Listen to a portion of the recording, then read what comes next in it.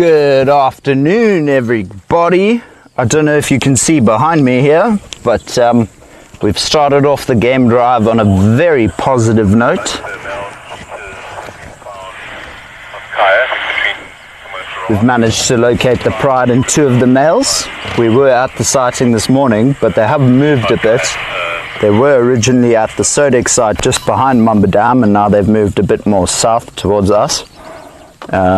The old airstrip is not even 100 meters that way, and just an absolute pleasure to be here and only have one other vehicle in lock. I did, when we originally found them, I did state that I'm going to keep it to 4 vehicles. I don't know if any of you picked that up, that bird call, but there's 2 broad-billed rollers that just flew over. That's super cool. One of the new migrants to have arrived lately. You can see them flying about happily up above. I don't think Ryan will be able to get them. They're all over the place.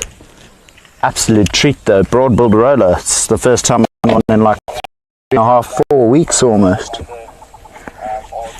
But as you can see, there's some very sleepy kitties around Hayes at the moment. What a privilege though. Who can say they spent Christmas Eve with a whole pride of lion? Now this one that Ryan has on camera, she wasn't too chuffed to see us. She was quite upset with life and gave me a few growls, which, you know. Gareth on Blaubank, vehicle number 6. You know, when a lioness growls at you properly, it's not the most heart calming thing. Instead, it boosts your blood pressure to almost heart attack point. But nonetheless, what a privilege that we managed to find them so early on in drive, as well as the fact I've lost my cell phone.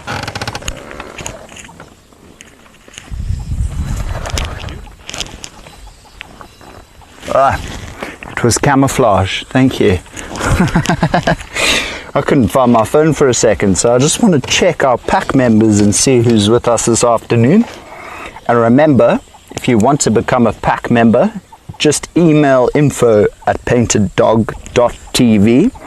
Not only will you be helping us out and get special private viewing of all our live conservation streams, you too directly will be contributing towards conservation.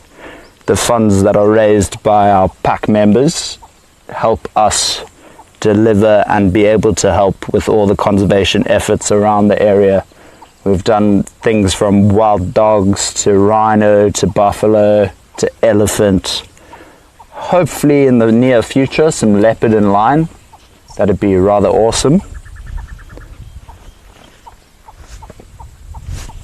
But at the moment, you know, we're doing the best we possibly can. Just trying to make a difference, you know. That's all we can do. Someone's got to take the stand, and also, you know, just got to try and boost the future generations of wildlife lovers into conservation, because they basically are our next stand against poaching and wildlife conflict between humans and wildlife. So we need to do everything we possibly can to protect and also nurture the relationships we have with wildlife at the moment before they are gone and we won't be able to see them anymore. Alrighty, let's see who of our pack members have joined in. Hello Carol, Elsa, Jennifer, Marcy, Mary, Di, Barbara, Betty, Rosemary. If I have forgotten anyone, please do let me know in the comments. I do apologize if I've skipped anyone. I don't think I did though. But hello to you all, our lovely pack members. I hope you are doing fantastically. And also a very Merry Christmas Eve to all of you lovely people.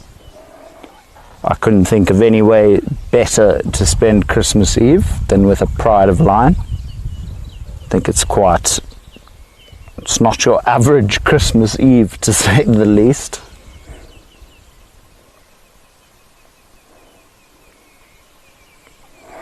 Do I see decorations on the car? Marcy, no, that's just excess ghillie suit to try and hide and keep our device on the front of our car quite hidden. It's not Christmas decorations, unfortunately. Oh, hello.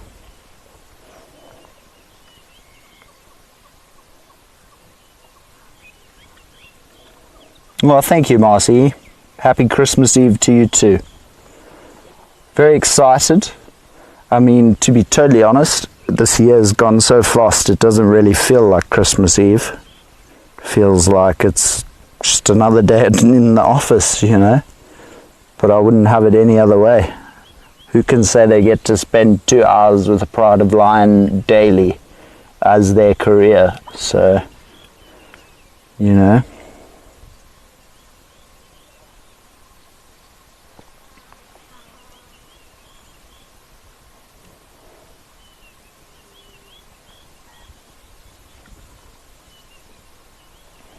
Why do you want to hide the device? Betty is asking. Well, Betty, it is a giant white dish on the front of our car, and obviously white reflects the sunlight, so midday it can be quite bright. So just for the animals' sake, especially with the elephants, just to hide it away, otherwise they get quite intrigued by it and like to come investigate. And especially with the elephants, we don't want them to touch our car. We don't want them to get comfortable with knowing that they can come right up and touch the car. That's why when they get too close, we bang the side of the vehicle and say no, no, no, just to let them know that they can do better, to say the least. But what a privilege. Our two males are looking rather plump as well, especially that male at the back there. He looks like he's had a decent meal reasonably soon. In, I'd say, the past 2 days he's had something. But they definitely look like they could do with a meal again. Hello. Yes, I see you, madam. There's a lioness literally staring me in the eyes, asking me, are you prepared to fight me? And no, I am not. And of course, as the camera goes on her, her eyes close. Typical. Typical. Best office ever, Marcy. It is. It really is. Oh, Mary, it's snowing. You guys are having a white Christmas. That's amazing. Very jealous. Never had a white Christmas. I'd love to experience it one day. But, you know, we're still very young. When we make our millions and our fortune, we shall go experience a white Christmas. Why not?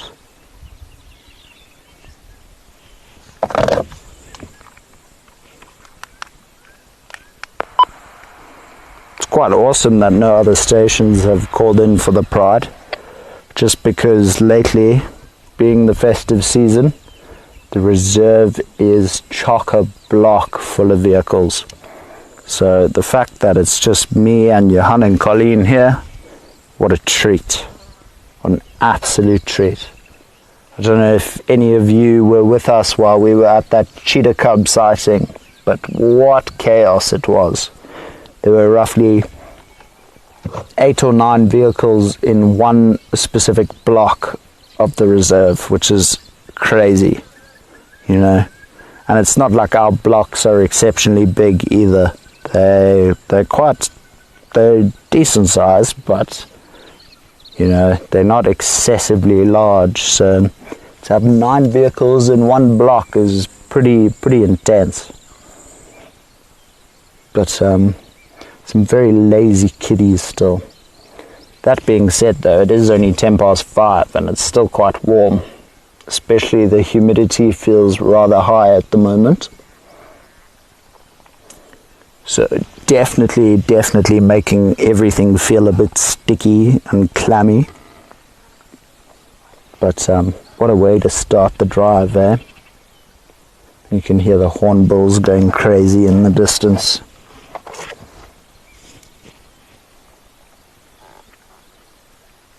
And then obviously you can see on screen now, Ryan is zooming into that tip of the tail there. And that black is just the perfect follow me sign for all the little cubbies if they were to have cubbies. Unfortunately, all our lines are on contraceptives and have been snipped. 5 minutes away to join you. Copy that. Make your way. Which way are you coming from? Coming from north inside. Yeah. Okay, best approach would be take Madrid Putt and come south on the fence line. Copy. I will do that. Copy.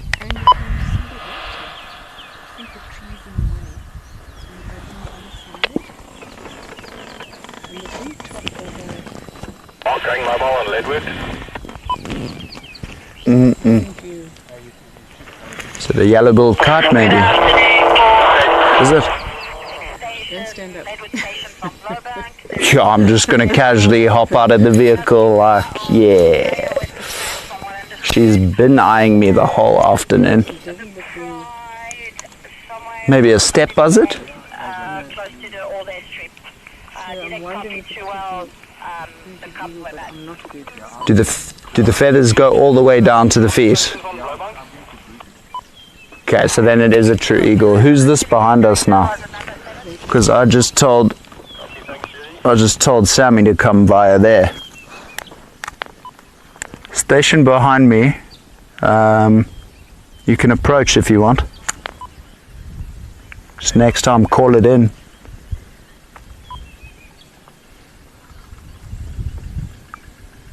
Who is this? Of course it is. Of course it's Alex.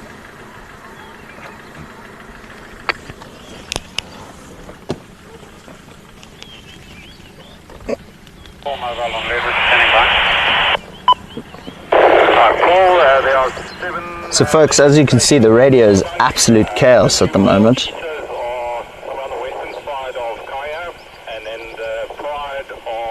Where's Bucket?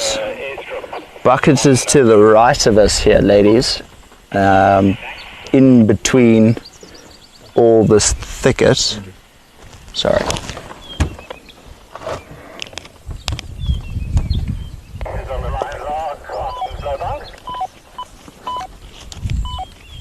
What a absolute party.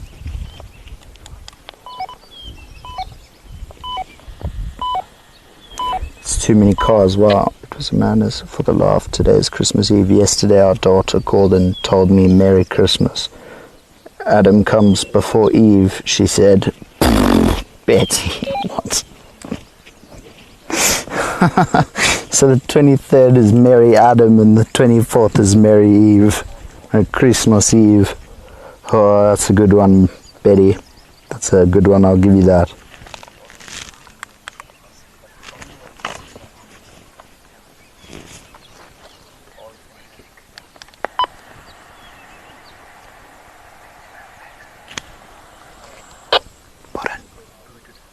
Booted. Awesome. Where is it? So it's just behind this tree here. Okay.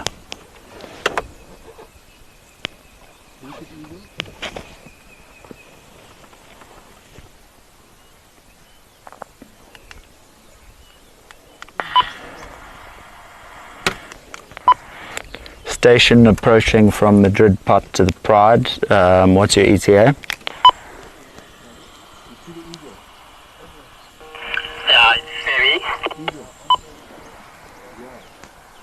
That doesn't answer my question, Sammy.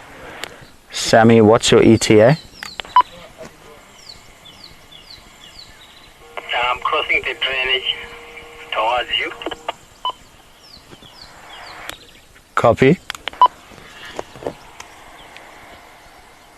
So these lines are all still very sleepy. They've been sleeping pretty much the whole day. Is the line lock on Blowbunk? Standing by. Something you said it's on the Madrid fence line. Is that quite close to the western fence line? That's a negative. If you keep coming down the southern fence line towards the old airstrip, you'll see us. We're pretty much not even 3 meters off the road, but if you are approaching, take first standby. Yeah, I'd like to take a standby on that. I'm probably about 5 minutes out. I'm just coming down to a side. Okay, take standby 1. I'm standby 1. Yes, you are. Yeah, no, it's just better if we control it like that. We don't need chaos.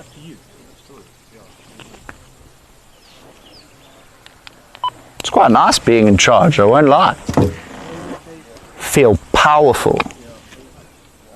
Yeah, so folks, nowadays, because it's holiday season, every single person is out on game drive 24/7 lately, and there's a lot of radio traffic, so we're trying to keep sightings as calm and quiet as possible. We don't want to we don't want to spook the animals. What are you doing, Alex?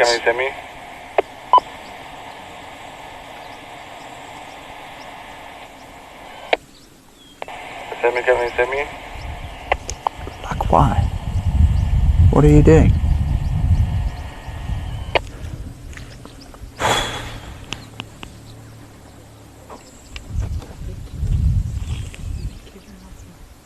Yeah, I did. Yeah. And he's going to do it again today, I guarantee you. Can you leave it? I'm in charge of the sighting here. I need the radio.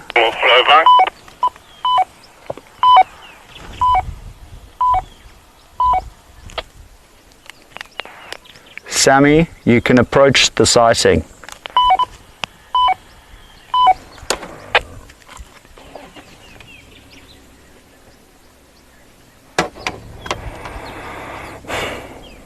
Yeah, as you can see, folks, already it's absolute chaos.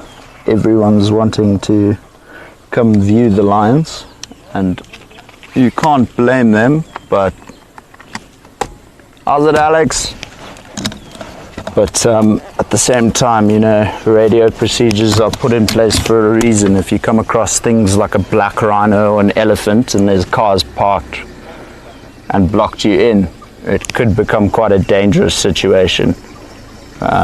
So that's what we want to try and avoid, and hence why I'm keeping it to 4 vehicles.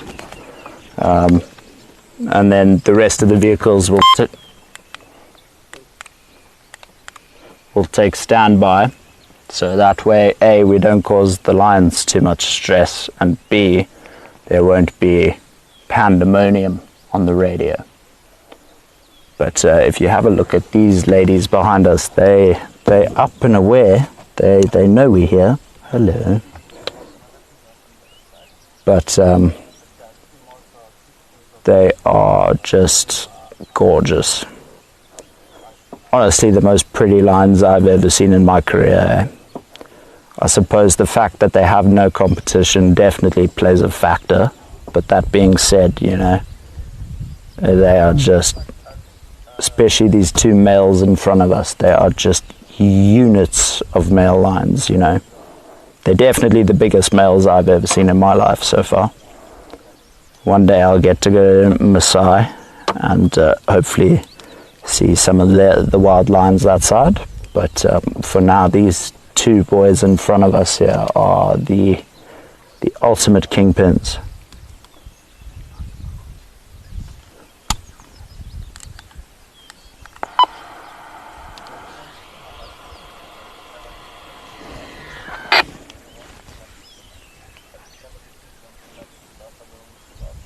Absolutely incredible. Look at him. He's not even bothered by the 4 vehicles here. He couldn't be less concerned with us. That's like my attitude towards a math test in school. Just couldn't really care. Oh. Apparently others at work were going around saying it, lol.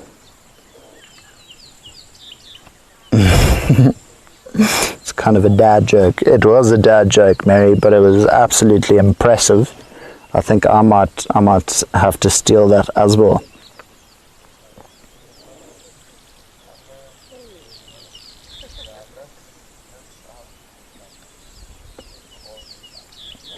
Marcy, the beeping is nuts, and now you can try and imagine us trying to coordinate a sighting. Meanwhile, the radio, all it does is beep.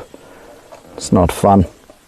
Now, as you can see, what Ryan zoomed in on right now is one of the male lion's ears. As you can see, there's quite the abundance of... Is that its ear? No, that's its shoulder, eh? Yeah. Sorry. So as you can see, there's quite the abundance of ticks there, which isn't too great, but... Lions station on the line lock. Standing by. Right, so yeah, I've just come to the southern fence line down Snay Lane. Just confirming I turn left. Snay Lane. If you're coming from Snay Lane, turn right at Snay Lane Junction with the southern fence line. Okay, copy that. I'm going to turn right and I'll just wait. I'm on standby 1. I'll also let you know about Tuesday. I'll WhatsApp you. Station, there's one vehicle leaving. Standby 1 can pull through to the sighting. Copy that. I'm on my way.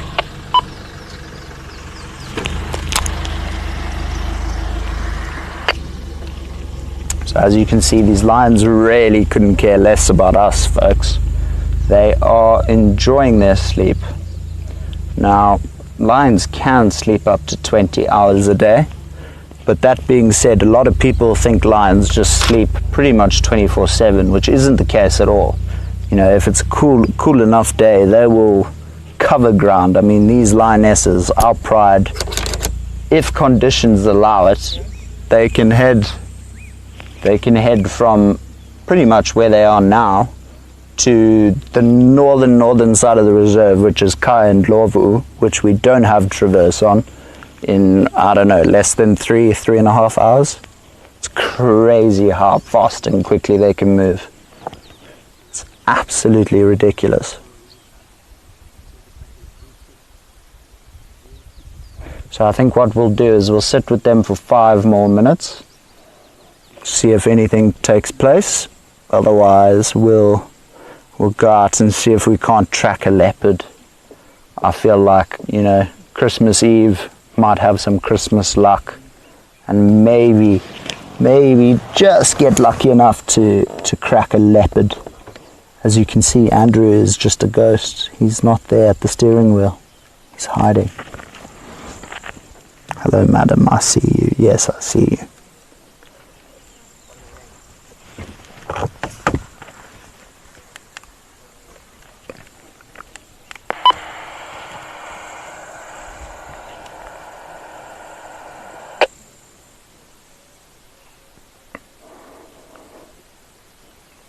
Carol agreed, it is a lot of ticks, but Mary, the tick family's gathered for the holiday. Yikes. Yeah, indeed. Ooh, how's that for a big yawn? So, you know, one thing I can say about these lionesses is when all of them start yawning in sync, they tend to, oh, excuse my hand there, tends to mean like, oh, are you going to get up and go somewhere, madam? Possibly. So one thing, when lions start yawning continuously and then the whole pride follows, tends to mean that they're planning on getting up fairly soon. I mean, it's not a definite factor. It's not a definite factor, but it definitely is an indicator that they're slowly starting to get ready. And by the looks of this female lioness yawning like it was Christmas yesterday, I don't know. We'll see if it starts becoming quite contagious.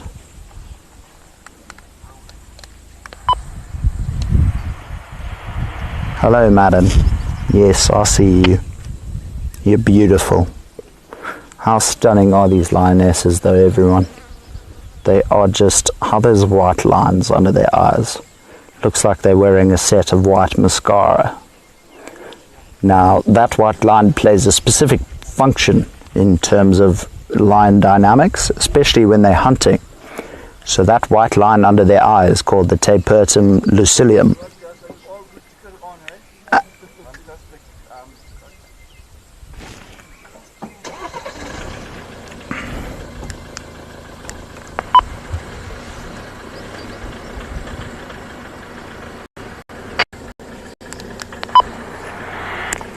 Station on standby 1, what's your ETA? I'm about a minute behind you. I've got visuals of you. Copy that. There's another vehicle pulling out, so if someone else wants to come through, you're more than welcome to. So going back to that white mascara under their eye, so that's called the tapetum lucidum, and basically what it does is at night the moonlight reflects off that white line and shines back into their cornea, allowing them to see 7 times better than a human at night. So if you're walking in the bush at night, one thing I never want to come across at night is a pride of lions.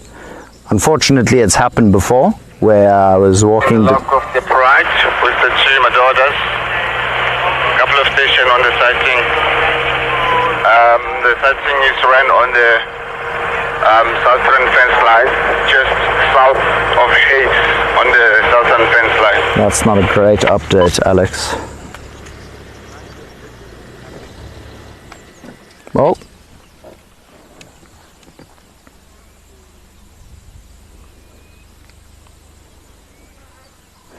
Sammy, if you want, I can reverse for you. You can come in here and I'll come sit there, so your guests can get a close-up.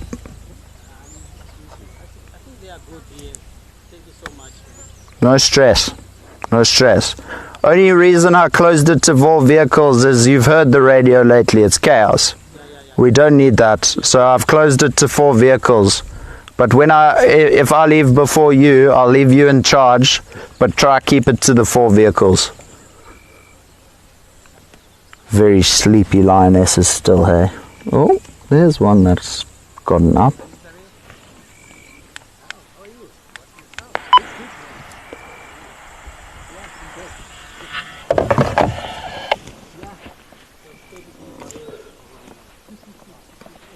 When lions groom each other, can they take off the ticks? Betty, they can.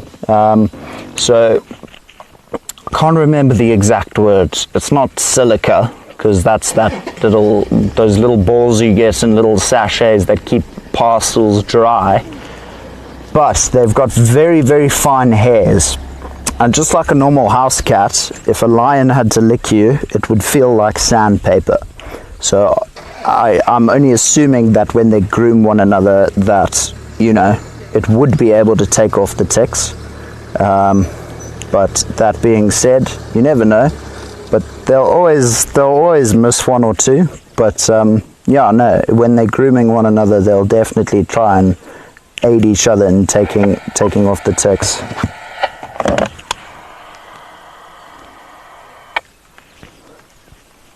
But folks, with that being said, these kitties look pretty flat, so I think we might go try find our infamous lesser spotted death cat.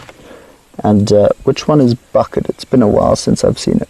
Come on, Andrew, we want to hear your story of running into the pride at night. I'll tell you that story right now. Marcy, you know, I still haven't become an expert on telling which one's Bucket. I mean, they're all beautiful lionesses, but if I had to take a guess, Bucket's on the left here, and she wasn't very happy with us when we first rocked up. So, Sammy, you leaving? Yeah, I'm leaving. Okay, cool.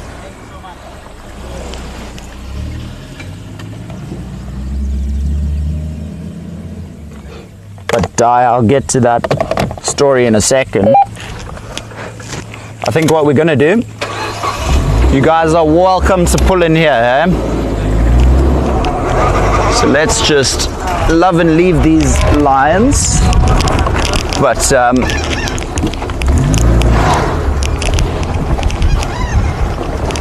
goodbye, you beautiful, beautiful kitties. I don't think we've formally met. Andrew, nice to meet you. Enjoy. No, I'm keeping it to that's why I kept it to 4. I actually, obviously more vehicles can fit in, but you've heard the radio already. At 4 o'clock, 9 stations up. What a joke. We were on,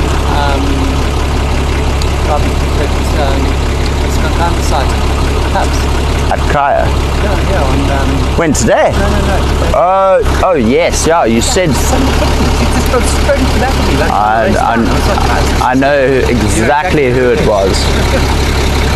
Yeah, I know. You know what happened? Drives me mad. No.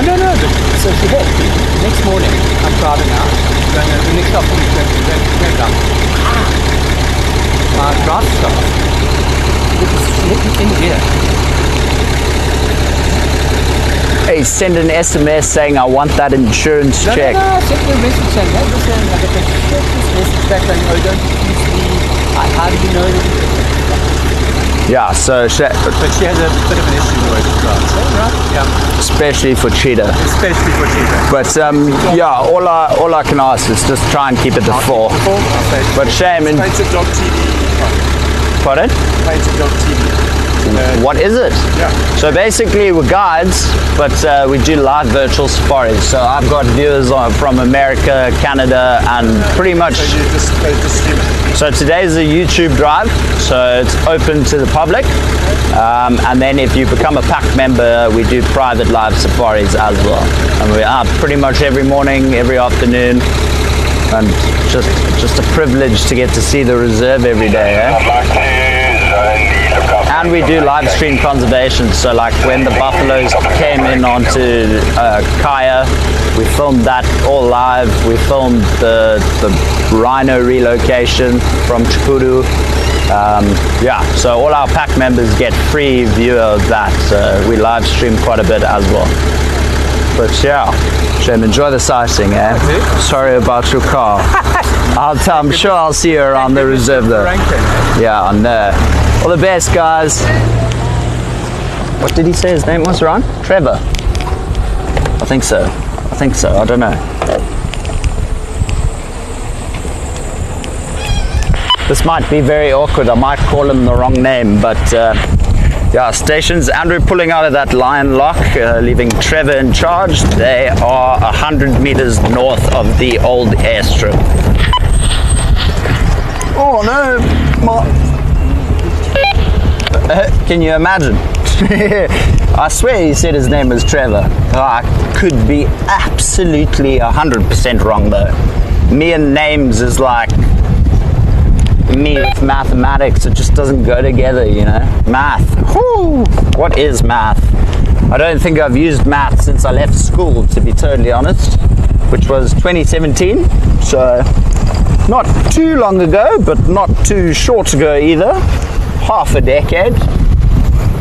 It's quite scary to say out loud, actually. It's quite frightening. Half a decade. Sure. I'm becoming a bully, Ryan. Slowly but surely. So everybody, we have the wonderful Ryan on camera this afternoon, and the very infamous Matthew on FC. And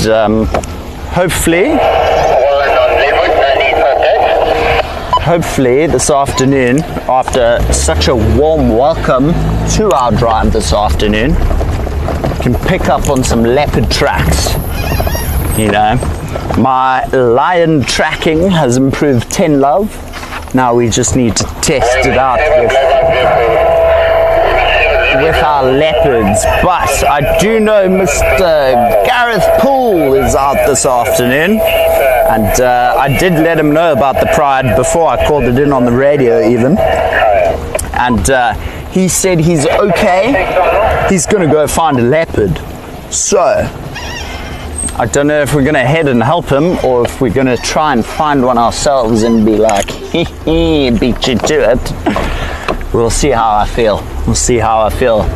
the yellow-billed kite flying over us at the moment. It's going to be quite tricky to get on camera, so... Oh, of course, as we come forward, he goes backwards. But also one of the other migrants that have recently come back. They've been around for a couple of weeks now, maybe a month even. One bird that hasn't arrived yet, that I'm actually shook that it hasn't, is the European roller. But I did read a post. Oh well, we've just crashed somebody's sundowners, but you know, YOLO. What can you do? What can you do? Just need to make a swift exit. But yeah, don't show them on camera. Alrighty, everyone. So we're gonna just go quickly past Mamba Dam. Apologies, Sammy. No problem. Sorry, sir. Problem at all. Have a good one, eh? Alrighty, so we're gonna love and leave Sammy to have his sundowners at Mamba Dam, and we are on the hunt, or should I say the search, because hunt sounds terrible. We are on the search for said leopard activity. Alrighty, time to get into my story about walking into the Lion Pride at 11:30 at night. It wasn't fun, to say the least. But,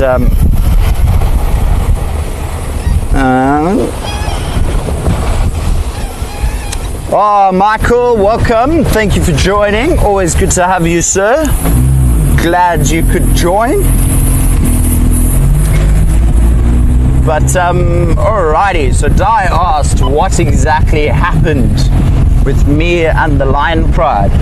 So back then we were still filming That's Wild, our weekly talk show / podcast kind of thing, where we brought a bunch of various different, very important people in the conservation industry to just come sit down, have a chat, you know, understand a bit more about what they do, how they do it, how things run, just to get a bit of a better understanding about conservation as a whole in general. And it was my last show before I went off, and then there was one episode left after that, the one with Margot. So we had just wrapped. It was like 10:15 at night. Everything was packed away, everything was done, footage was dumped, and then we just had to make dinner. So we made dinner, had a chat with everyone, and then we all said goodnight. That was roughly 11:30. So I slowly started heading down to my tent, and I did a quick scan with my torch. But you know, because of 6 months isn't that long, but I mean 6 months walking up and down from my tent, you know, you tend to look past a few things. You're not there with a magnifying glass going, oh, there's a lion, oh, there's a caterpillar.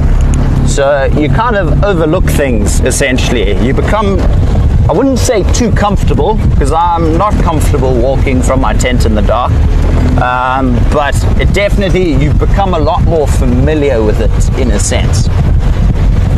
So I skimmed past Camp Cam, which is our little water hole at camp, saw nothing.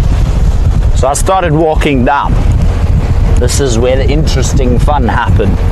Started walking down and got pretty much roughly 50 meters from the tents, and pretty much backwards would have been 50 meters from the house. So I was directly between the tents and the house, pretty much halfway, which is a scary place to be.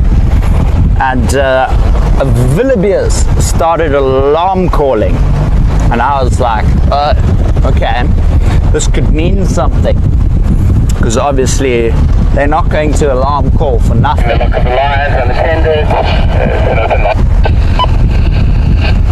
Alrighty, maybe we can go spend some more time with those lions a bit later. I just want to head to Leopards Dam and see if we don't get lucky, and then we'll go check Kudu Krip, and then we'll head back to the lions and see maybe if they don't get up and go on a mission, maybe we can even get them hunting. I think that would be insane. So I think that's going to be our plan of action. But back to my story. I heard wildebeest alarm calling. So immediately I absolutely... Sure, I nearly said a very bad word. I nearly bricked in my pants. I was very scared because hearing alarm calling at night is not what you need to hear at 11:30 at night. So I immediately turned my torch looking for this wildebeest and looking why it's alarm calling. So I try to find the wildebeest to see where it was staring, because often that's a good indicator to where whatever the reason it is alarm calling is in which particular direction. So I was looking for this wildebeest and I literally couldn't find it for the love of me. And being a scuba diver, I've become pretty accustomed to kind of having that gut feel when you're being watched by something, aka sharks, but not in this instance. And I got this eerie feeling, like something was watching me. But you know when your stomach actually turns because you actually have such a strong feeling that, hey, something is literally watching me. And lo and behold, I turned the torch from the right, I stopped looking for the wildebeest, turned the torch to the left, shone on Camp Cam, which is our little watering hole at Hace itself. And believe it or not, there were 6 lionesses just casually drinking some water. Now, there used to be a live camera at that Camp Cam before Cheeky Chops, our young bull elephant, decided, it looks like chocolate, I'm going to go try and eat it. And ended up breaking everything. If you go back and watch the YouTube footage, because it was still while the camera was running, you literally see 6 lionesses drinking. And then I obviously, when you come across lions, not necessarily at night, just in general on foot, you know, the first thing you want to do is keep as quiet as possible. And I had a very foul word slip out of my mouth. I was like, oh, yeah, I'm sure you can picture what I said next. But yeah, no, I couldn't even keep it in. Like, I know you're supposed to just keep quiet, and it slipped out. And then literally in this Camp Cam footage, you see all the lionesses just raise their head at once. And they all looked at me, all 6 at once. I thought I was going to die, folks. I really thought I was going to die. And then I was like, okay, I'm going to have to actually just turn the vehicle off for a second and reenact this. I'll probably make an absolute fool of myself. So, say the lions were there, right? So I saw them, I went, oh no, essentially, PG version. And then they were all looking at me. What I did then, because I thought, you know, the steel bar at Hace would protect me more than my canvas flip door of my tent. So I made the rough call, because either way it was equal distance to the tent or equal distance to Hace. So say the lionesses were there, I literally just did this. I kept eye contact the whole time, but you just slowly creep back. You don't run. Running is the worst mistake you can ever make when it comes to predators. It kicks in that predator instinct of, you know, whenever a lion chases an impala, what is the first thing an impala does? It runs off. So if you run, it's immediately enacting that predator instinct, like I need to kill yesterday, essentially. And basically, you know, thank goodness I didn't run. I tippy-toed backwards, and I was perfectly fine. They actually went back to drinking. They didn't care about me whatsoever, which is amazing to see, especially the fact that it was 11 o'clock at night. They can see 8 times better at night than humans can. So I could barely make them out. They were staring straight through me like I was a piece of meat, literally. But you know, we made it, we are here, and now I can brag about how I've been on foot with lions. Pretty powerful story, eh? But Betty, that pretty much sums up the story, eh? That's the one altercation I had. I had one with a male lion in the Pilansberg, but that's a story for another day. Camp cam was already down because of the lightning. Cheeky chops, just me. Carol, that's very true. That's very true.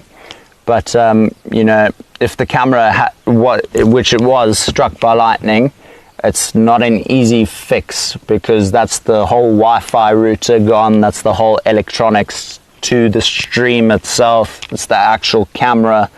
Cheeky chops just broke the camera lens, so it's a non-functioning camera anymore, unfortunately. I know I shouldn't be laughing at that picture, but what picture's that, Di? You quickly go from what's that to, oh, that's food to the lions. Mary, you couldn't have said it better. You literally couldn't. I literally felt like a piece of T-bone steak that evening. It was quite horrifying. But really chuffed to be out with all of you this fine afternoon. I don't know where you are based in the world, but from my side, where we are now, it's about to become evening. So Merry Christmas Eve to all of you. I hope you all have some splendid plans to spend time with some close family, friends, and just enjoy the festive season. I will be out again tomorrow afternoon, and who knows, it's Christmas Day. Maybe we might get blessed with some cheetah cubs. That would be the dream right there. I am going to be putting on the big camera lens for tomorrow afternoon's drive, just in case we get lucky. But even the last sighting we had of them, I did manage to get one or two rather cool shots, as well as a really awesome video. But that'll come out on the socials soon enough. Soon enough. Let's just stop and say hello. Yeah. How's it, guys? You guys going for the lions? Yeah, where are they? They're by Madrid? Nah. Literally just go all the way to Hayes. Yeah. Turn left on the airstrip. At the end of As you hit the fence line, you'll see them. Okay. Yeah. Alright, just gonna start again. Have you guys had any luck with anything else, eh? A goso. Sensing goso a bit further down on the power line. Sick. That's cool. And wild dogs that are waiting for me because they hear cow, they're like, Yeah, well, that'll be done soon. they're releasing them. Yeah. So genetic testing's slacking because obviously it's Christmas, everyone's gone home. But hopefully within the first 2 weeks of Jan we'll know, and then we'll bring in the females if it turns out that they can be introduced. Okay. And then they'll still stay in there for like another month and a half just to get accustomed with one another, because obviously pack dynamics can change quite quickly. And then hopefully we'll have wild dogs running around Rietspruit. Yeah, for 2 weeks and they've never I don't know. long. I don't know though. Especially the fact that these 5 males have now been here for quite some time. But when the females get added, if they're comfortable and they're situated, they might be like, this is home. I'm not sure where they're coming from yet, but you never know, it could calm them down, because the reason they keep running out of the fence is because they're looking for females. But like, I mean, every pack we had here never stayed long. How many packs have you had? Since we're here, maybe what, 4, 5? Yeah, I stopped counting because they get them and then like they find them at the airport. Yeah, bye-bye. Once they figure out they can go on Tapama, where would they bother here? I mean, 5,000 acres is way too small. Oh no, just gotta have faith there. They go on raptors. Just gotta have faith. Shipping a brick. I'm willing to put money that they'll at least stay on the reserve for 2 months. No, I'll put money on that. We had. But enjoy the lions, guys. Yeah, have a great one. If you find a leopard, please let me know. I'm on the hunt for one as we speak. Oh, we cracked her the other day. Where is she staying? You know. Spoorsnes Hoofpadblok. Oh. That's as pretty much as direct as it comes. She moves there. Yeah. Okay. But all the best, guys. Sure. All the best. Alrighty. Just gonna pick up the speed a little bit. There is another car behind us as well.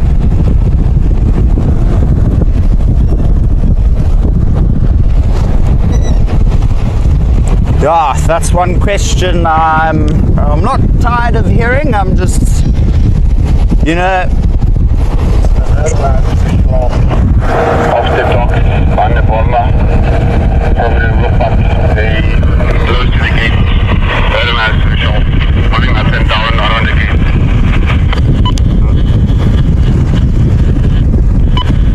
gate. yeah, Alex, I'm 1 minute away.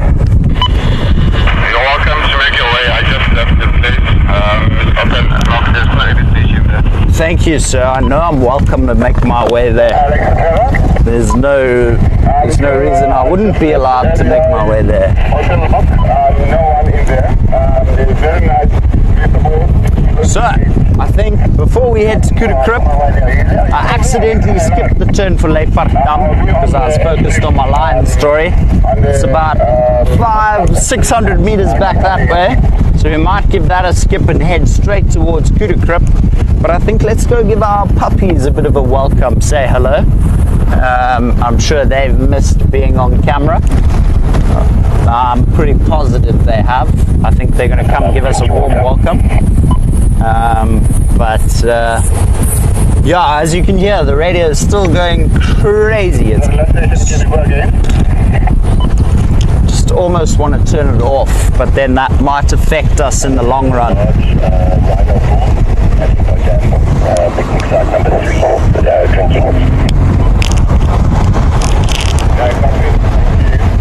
Christmas cheetah cubs, indeed, Mary.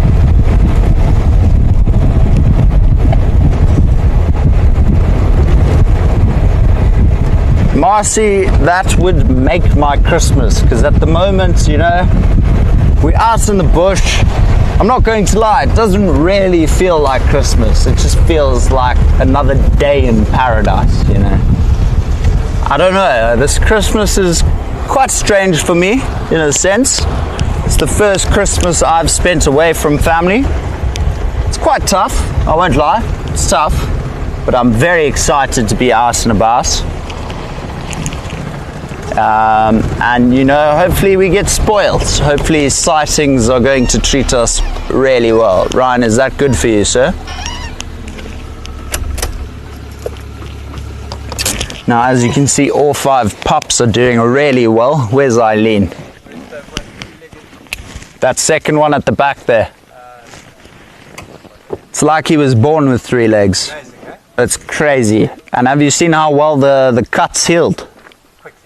Ridiculous. Hello, pups. Yes, you're going to be fed very soon. We shall be coming soon to feed the puppies again, just until Jakes gets back. So Jakes is actually away at the moment. Yeah, so we've been feeding them lately. But they're still looking very healthy. Yeah, no. So I was just saying to them now, obviously with it being Christmas and stuff, the lab kind of closed a bit early. So hopefully within the first 2 weeks of Jan, we'll hear whether or not the females are compatible. And then from there, if they are compatible, we'll introduce them. So by doing that, we'd have to dart all 5 of these dogs. We'd have to dart all the females. And pretty much what you do is you take a male, you literally rub it on the females, so they all smell very similar, and then you wake them all up and they hopefully will kind of smell each other and it'll smell the same and they'll get used to one another rather quickly. And then probably after that, a month and a half after that, hopefully we'll have some wild dog roaming the Rietspruit, eh? Nice. What happened to that one with the leg? So he was snared. The snare was really bad, halfway up the leg, nothing but bone. So the leg was literally this. So he already wasn't running on it. And very big thank you to our pack members that helped us actually contribute towards that. But yeah, had surgery, and unfortunately, because it was so bad, had to be amputated from the shoulder down. But as you can see, he's doing absolutely fine, except staring at me very rudely. But yeah, no, it's like he was born with 3 legs. He's doing phenomenally well. He runs Whenever we feed them, they all go ballistic. Not But when they go hunting, he won't be able to come. in terms of when they're released. So when they go hunting, one thing about wild dogs, which no other predator does, is they look out for one another. So if these four do go chase an impala, they'll eat enough that they can actually come back to the injured dog, regurgitate half their meal, and they'll actually feed him as well. There's one really cool thing about wild dogs. They really do look after one another, which is just, if you think about every other predator in South Africa, it's just every man for themselves. Oh, sleepy puppies. They thought we were bringing food. Shame. It's okay, soon. Next couple of days.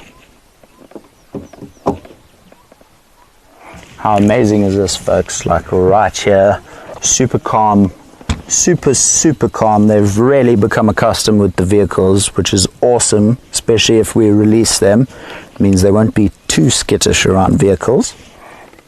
I don't know how it'll play out if there's females involved as well, who haven't been in the boma as long. But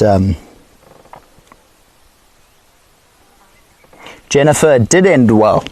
I was still alive after that altercation, so it did very end well indeed.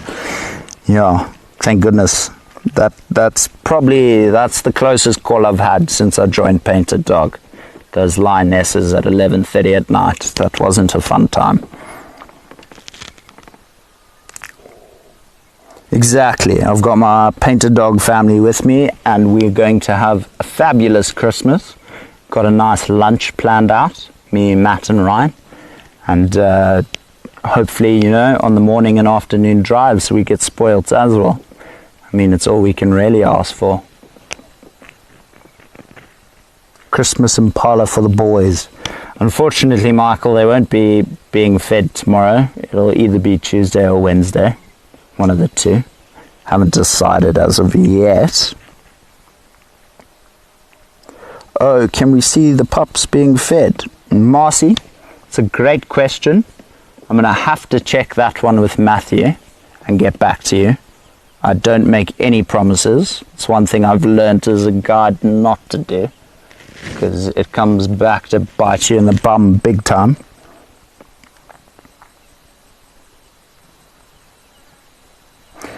Mary, yeah, that's right. So the one with the collar is Digger.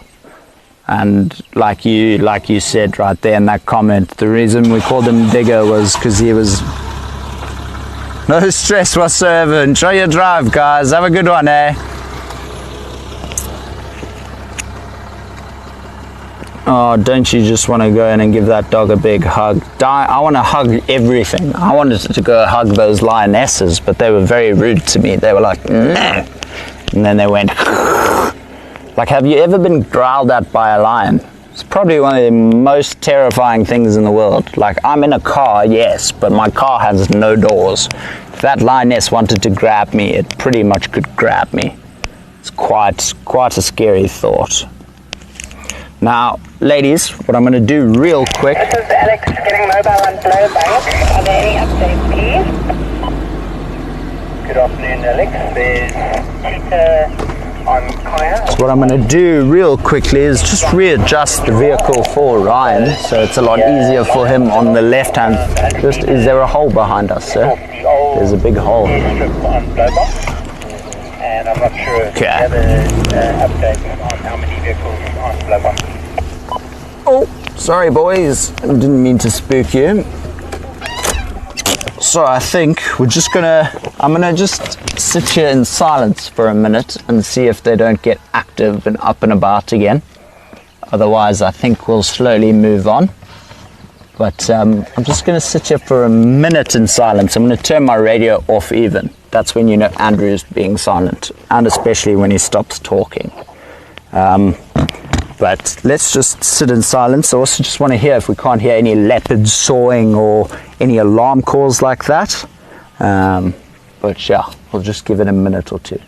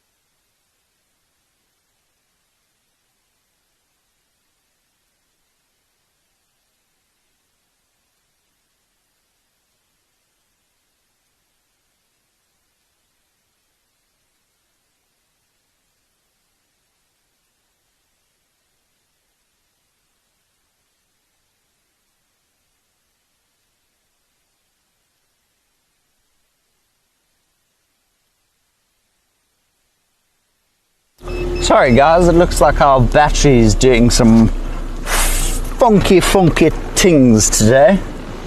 But how cool is this? Like literally when I say Ryan isn't even zoomed in all the way, like this is literally 3 meters from our car. How amazing is that? I love all these dogs like they're my own now, you know, which is, it's a terrible idea from my side, because as soon as we release them I'll probably cry. But, you know, I'd rather them be out and about than trapped in the boma. But for now, you know, at least they're safe from our lions, because the lions have been doing recce's around the boma lately quite frequently.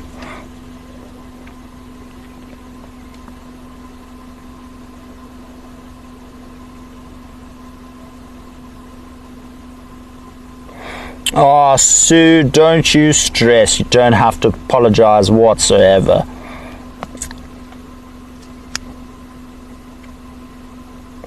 I'm sure Andrew probably talks in his sleep, lol. Carol, I probably do without knowing. I might, because you've just mentioned that, I might have to record 12 hours of spatial audio, and occasionally you'll hear like, oh, it's attacking, or it's coming for me, or oh, look, there's wild dog, or something like that in my sleep. I don't know what I say in my sleep. I wouldn't be surprised if I talk in my sleep. I talk a lot. So it wouldn't surprise me one bit. Andrew's never quiet for this long. Mary, oh, you know me too well. You know me too well. My aux jack accidentally slipped out of the mic for a second, but we are back. Andrew, this is an odd question, but have you ever had dreams about doing the virtual safaris, lol? Surprising, given it's me. Michael, you never surprise me with your questions. I always love your questions. Believe it or not, I have actually, but it wasn't one where it went very well. I kind of died, which wasn't great. Got pulled out of the vehicle by a lion. It was quite a vivid dream actually. You know, like one of those lucid dreams where everything feels 100% realistic, and then you wake up middle of the night with like cold sweats. It was one of those. It wasn't a dream, to say the least. It was more like a horrible nightmare. But one of the other dreams I've had was missing, like being super late for a live drive. That's my biggest fear. Not being on time, not being punctual. That is my biggest fear. You know, professionalism is a thing, and that's one standard I like to keep up to date on. I like knowing that I'm doing my best whilst being on time, being punctual, and you know, if you're punctual, if you're 30 minutes early, there's no ways you can be 30 minutes late. So I have had a nightmare, Michael. Indeed it is a nightmare, Marcy, indeed it is. It wasn't fun, I'll say that. I'll tell you that for sure.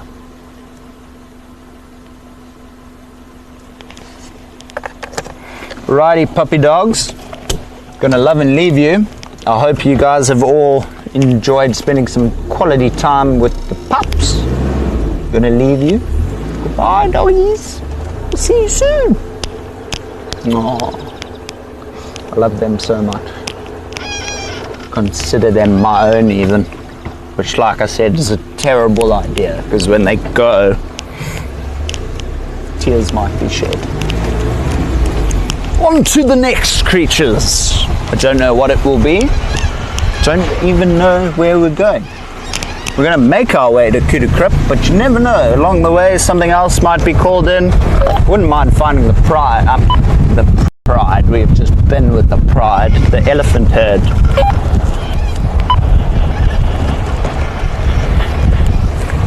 Kevin for Andrew.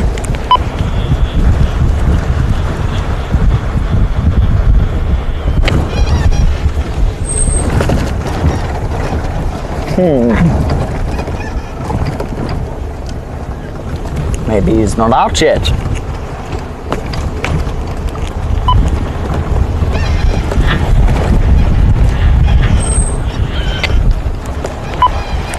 Yeah, apologies stations. I just wanted to find out, did anyone have any visual of the herd this morning? In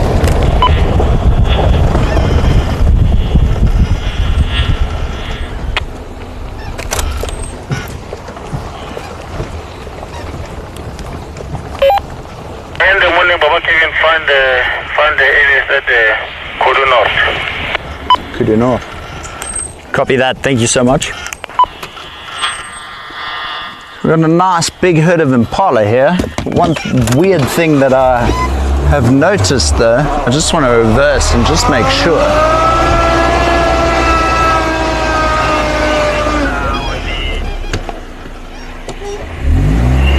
Southern side of Second Creek. They were walking down the drainage west. Copy that, Sammy. So towards Lemon Duran Crip, eh?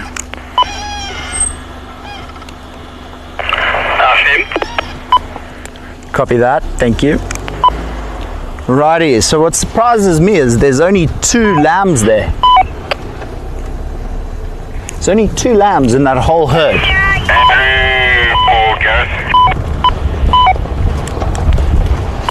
Standing by for you, Gareth. Update from Kevin. Apparently heading northwest of Seskampat. So head north of Seskampat and check the Copy that, thank you. There's our boy Gareth coming in to save the day. So Seskampat, head north, which is weird because Sammy just told us to go west, which is Lemon Duran Crip.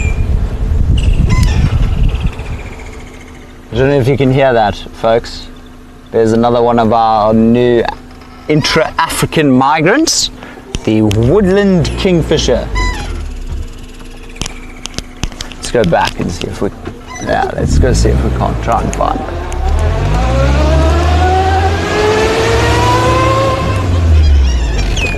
Oh my goodness, good spot, Ryan. Ryan's actually managed to spot it, guys. Look at this. Woodland kingfisher.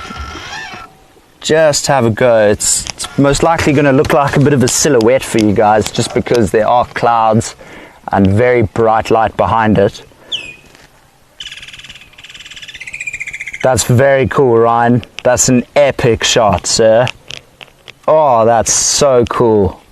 Look at that, everyone. I've literally got Ryan, epic shot, sir. How cool is this? Silhouette of a woodlands kingfisher. So it sounds like there's a second one. It might be a mating pair.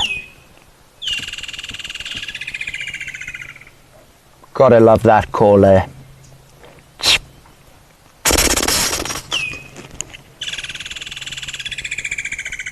Yeah, I know he does it way better than I do it. I'm not a kingfisher though, so have mercy on me, folks. That's incredible. Ellies would be great, Marcy. So we're gonna go see if we can't see them. And yes, Carol, I heard Harrison as well. I just didn't want to say anything.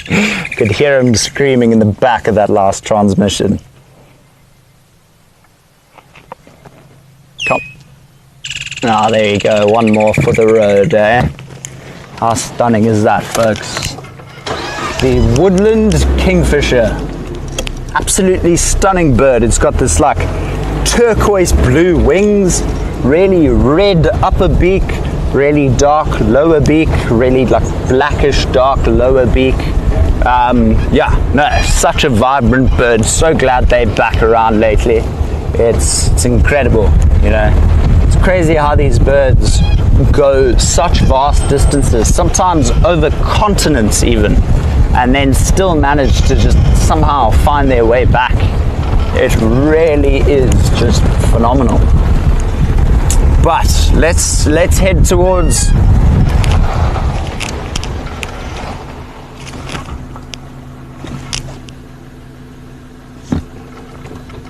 Kudu Crip, I think. I hope. Sorry, I was looking at the 2 roads, like they all look familiar, but which is the correct way?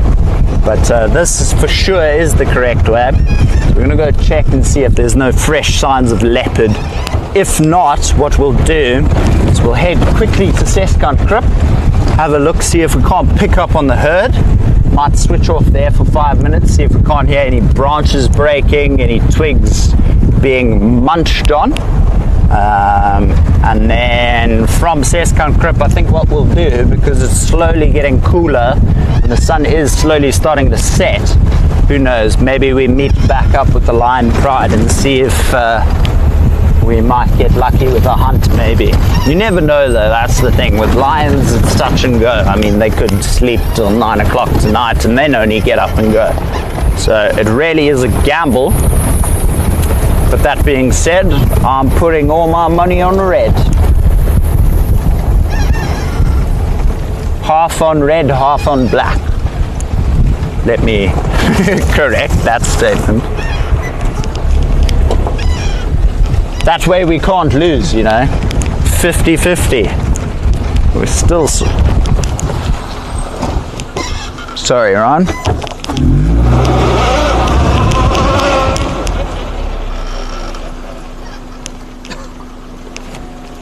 Oh, there's a baboon track here that got me. I thought there was a leopard paw.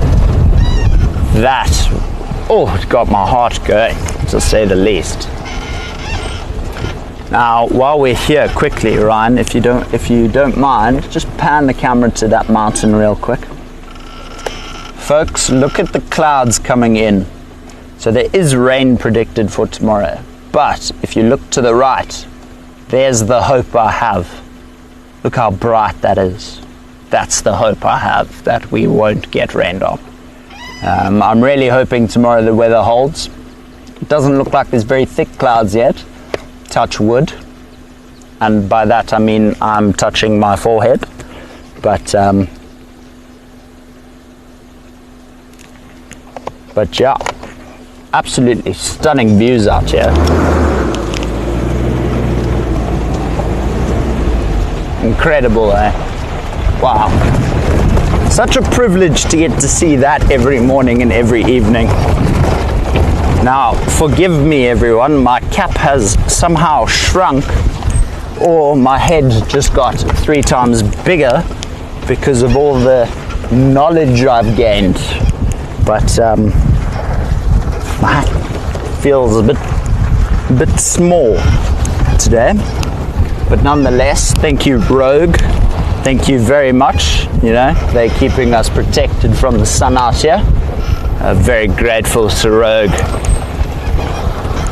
Now, I know we haven't done a keyword in a while for a print, but folks, if you haven't yet become a pack member, I suggest doing so, because every week there is a keyword, and our pack members, if they send us in the correct keyword, get a high resolution print. Either a photo I've taken, Brent's taken, or Gareth's taken, or any other of the Painted Dog team. You know, you could get lucky and win a really awesome print. So I do suggest becoming a pack member. Like I mentioned though, it's not only for that, you get With a single white rhino bull as well. Oh wow. So there's a white rhino bull that's just joined the pride. That's interesting. But yeah, so being a pack member, not only do you get 4 free drives a week, you basically are contributing directly to conservation as well as all our conservation live streams are open to our pack members, so you get to watch those for free. So things like the rhino relocation, the elephant collaring, the wild dog rescue, the wild dog amputation, all of that we did try and live stream as much as possible. Obviously the surgery one is quite vivid, so we didn't, but you know, things like that you can have full free access to, so it's definitely worth becoming a pack member. I think I might even do it just to say I'm part of the pack as well. But so for our pack members, the keyword this week is endangered. Now I'd love to see some guesses of what people think it's going to be, the print. I'm actually very curious. But that being said, we are currently at Kudu Krip. I just want to see if there's no fresh signs of some creatures coming by for a nice drink. Not seeing much. There's definitely been some giraffe and zebra activity going on. You can make out the slight tracks, like giraffe here, human being there, zebra over here. This over here is a zebra. You can see there's the V in the middle, distinct hoof pattern. Now, one thing I've noticed here is this one branch has slipped out.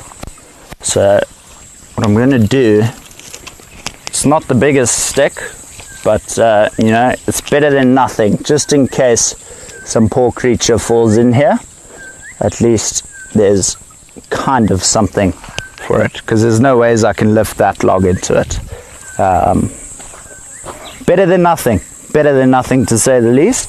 But folks, I'm not seeing much evidence of anything coming through here recently, so I think what we'll do is we're going to shoot to Seskant Krip, have a look, see if there's nothing hanging about there, and then we'll slowly head back to the Pride. But I'm going to pick up the pace a bit, because if the elephants are here, I want to spend a bit of time with them. You know, me and the elephants didn't used to have the best of relations here on the Rietspruit. My first ever encounter, I thought I was pretty much going to die. But obviously I didn't. I made it. I'm still here. But it did make me a bit apprehensive of these elephants. And as a guide, especially if you've got guests. Rhino Poole, that just joined the Pride sighting. Especially if you've got guests on the back of your vehicle, you know, if your guests see that you as a guide are scared, that's the worst thing that could possibly happen. But I wasn't scared, I was just very nervous and apprehensive, because, you know, you could tell the herd was quite a cheeky herd. That being said, you know, we've had countless close calls with this herd, and you know, after the 100th time of having an elephant like right here saying, "Hello Andrew, I'm here to cause trouble," and I was like, no.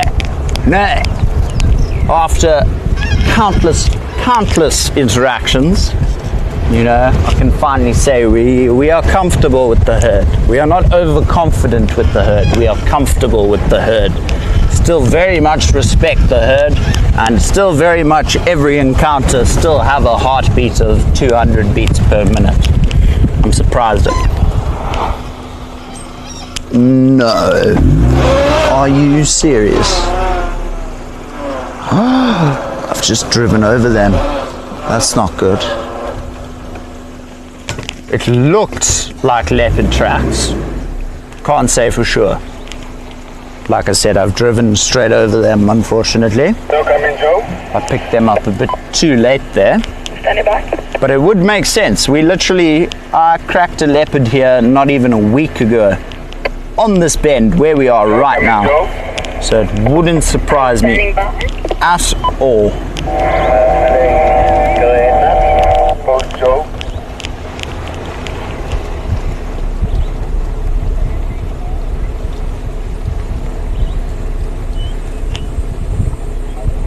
Ryan Marcy's saying amazing shot of the kingfisher. Ryan says thank you, Marcy. I also do love the sound they make. It's awesome. Typical summer bush bird call. You hear that, you know you're in the midst of summer. Speaking of Rhino, how's the baby doing? Marcy, No Hope and Calf are doing exceptional. I think now if I had to estimate, No Hope's put on, well, not No Hope, because No Hope's the mother, but the calf, since it was born, has at least put on 110, 115 kilos since it was first born, and since we first started seeing it. So it's getting big rather quickly now, but it's just amazing to see how quickly these animals grow. I mean, even if you look at the impala lambs that we've just had, they've just been born. A month goes by and they literally double the size. It's incredible. It's incredible. The only thing that really takes a while to develop though is the horns. But with keratin, you know, it's quite a slow growing process. It's like your fingernails. You cut them, it takes a couple of weeks just to grow the tiniest inch, and for humans, you know, an inch long fingernail's too long. Now you got to imagine a rhino horn with a 1/2 meter horn, how long that must take to grow. So yeah, unfortunately nowadays though, seeing a rhino with a horn is like a 1 in a million sighting, just because a lot of reserves are doing it now, because it is quite successful. But there is also a new tracker. So instead of putting an actual collar on a rhino, they're putting the solar panel powered tracking GPS device on the actual horn. And I don't know how well it's going to do, just in terms of, I know rhinos like rubbing up against things to sharpen their horn, and also just to scratch all the dried solidified mud off them. But you know, if it works, awesome, fabulous. How long did it take you to really feel like you knew the roads, where you were and where you're going? Jennifer, I still hardly have any idea where I'm going, what I'm doing. Like, I know the roads now. It doesn't mean I know the road names, to say the least. I still struggle with the road names. You can even ask Matthew. I'm still quite shocking with the road names. But you know, it took me a couple of weeks, just because it's hard, especially because I was on camera half the time and occasionally I was guiding. And really the only time I really did try and pay attention to the roads, in all honesty, if I'm being 100% honest, was while I was guiding. So I knew where to call in, what to call in, how to call in, things like that.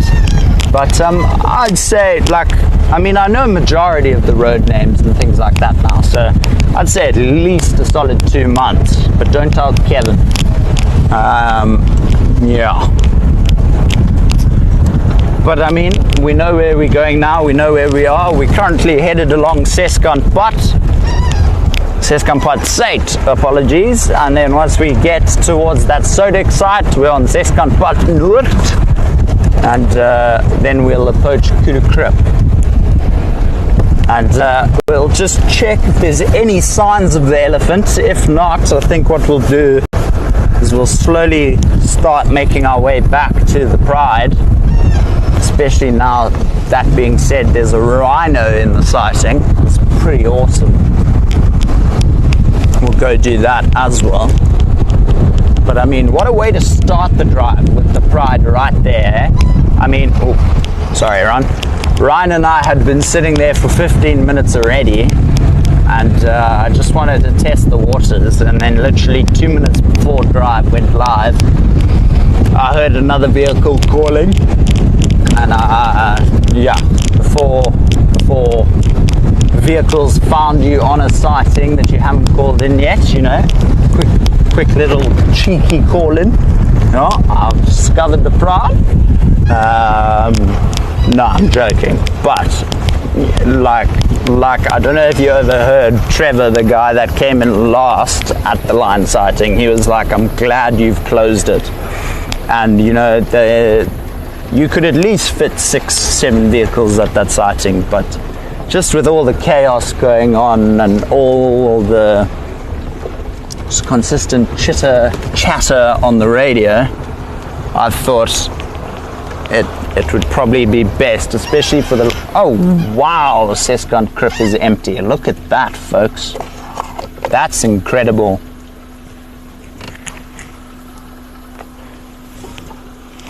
Guarantee you that's from our elephant friend. Probably the bull, most likely. Unless the whole herd was here. But I'm only seeing tracks of one elephant. Ryan, you don't see tracks on the road there, huh? No. Righty. Let's go see if there's tracks just down here.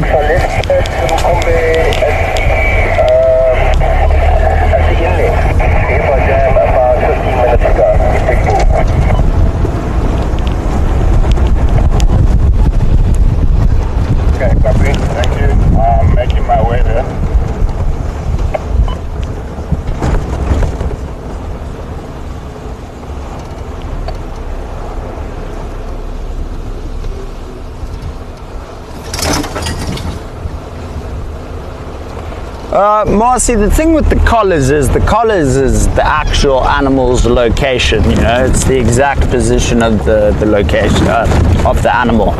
Whereas, you know, knowing the roads and having an estimate of where they are, you kind of have to think like an elephant. If I was an elephant, where would I go? What would I feed on? Where would I head? Why would I head there? Is there potential water? Is there potential fertile, nutritious food?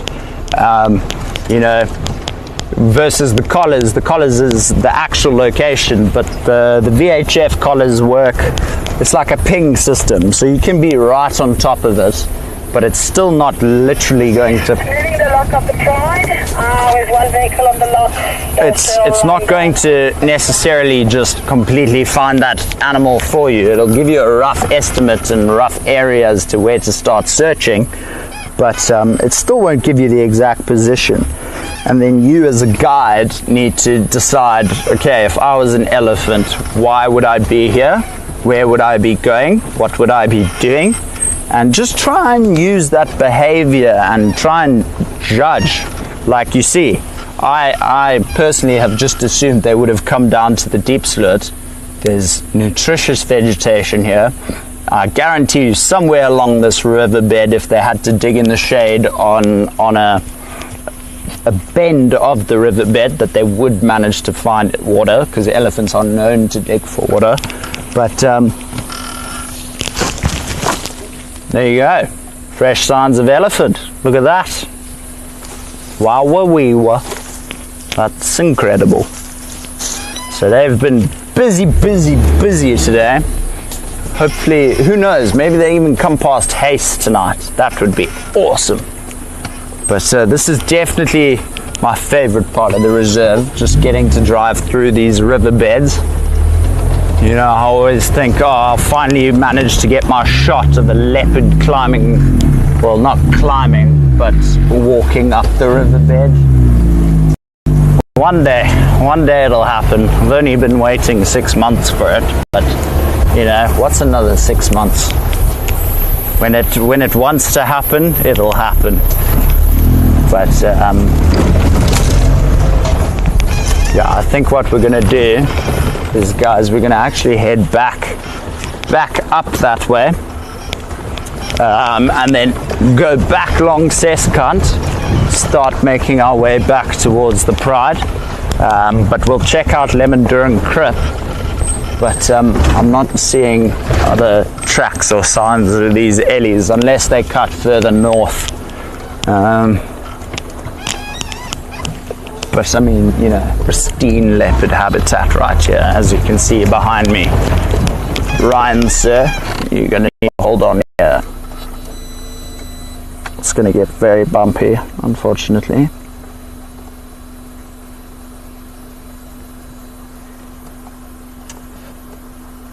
Carol, I've also never seen it so low at Seskant there. That's why I was wondering, it might not be just the bull, it probably is the whole herd that came and drunk there.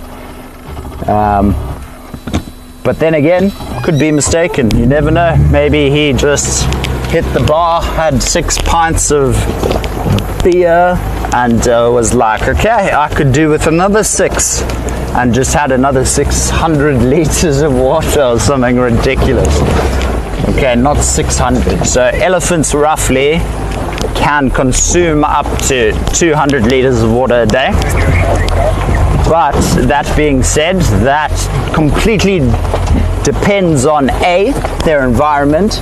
If it's a desert elephant, it's going to drink a lot more water than a normal elephant when it does find water.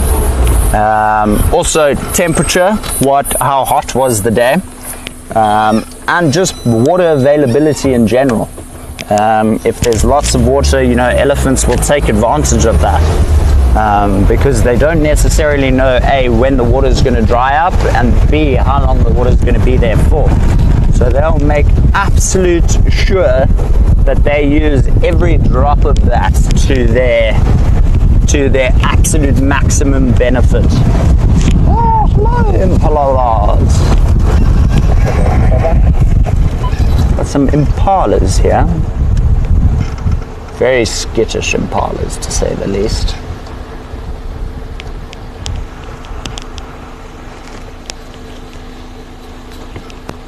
Oh, and then if you zoom in on the back there, Ryan, there's a whole impala nursery, everyone. There's a lot of young little lamb. Oh, he just took off. Or she. But you see, as soon as one takes off, they all take off. They're such skittish creatures. But you can see all the little lambs there. How adorable.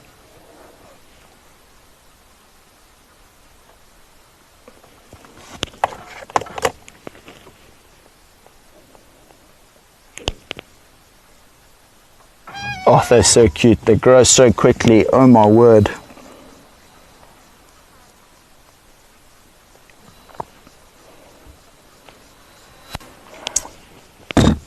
To the pride!